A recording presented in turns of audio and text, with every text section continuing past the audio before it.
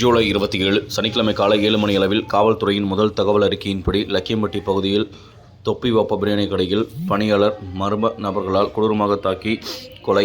சடலத்தை கைப்பற்றி கொலையாளிகளை பிடிக்க காவல்துறையினர் தீவிர நடவடிக்கை. தருமபுரி அருகே லக்கியம்பட்டியில் புதிதாக துவக்கப்பட்ட தொப்பி வாப்பா பிரியாணி கடையில் சர்வராக வேலை செய்த முகமது ஆசிப், வயது 27.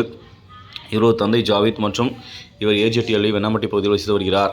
நேற்று இரவு 9:45 மணி அளவில் 25 முதல் 30 வயதுக்கு உட்பட்ட 4 மர்ம நபர்கள் ஓட்டல் கடையில் உள்ளே நுழைந்து அவரை மார்பின் இருபுறமும் கத்தியால் குத்திவிட்டு தப்பிச் சென்றனர். இதனை பார்த்த கடையில் வேலை செய்த ஊழியர்கள் அதிர்ச்சியடைந்து தருமபுரி அரசு மருத்துவக் கல்லூரி மருத்துவமனையில் சிகிச்சைக்காக அனுப்பி வைத்தபோது அவர் சிகிச்சை பலனின்றி இறந்துவிட்டதாக மருத்துவர்கள் கூறியுள்ளனர்.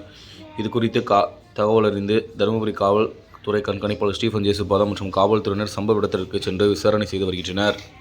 முதற்கட்டமாக விசாரணையில் கொலை செய்யப்பட்டது முகமது ஆசிப். சேலம் மாவட்டம் ஓமலூர் பகுதியை சேர்ந்த சித்தா மருத்துவர் சாரா சரஞ்சனா என்ற பெண்ணை காதலித்ததாகவும் 2 மாதங்களுக்கு முன்பு முகமது ஆசிப்பின் பெற்றோர் ஃபோன் மூலம் சாராவின் பெற்றோருக்கும் தங்களது மகனுக்கு திருமணத்திற்கு பெண் பார்க்க வருவதாக கூறியபோது சாராவின் பெற்றோர் கடுமையாக திட்டி எச்சரித்ததாகவும் இது சம்பந்தமாக கொலை நடந்துள்ளதாகவும் தகவல் தெரிய வந்துள்ளது.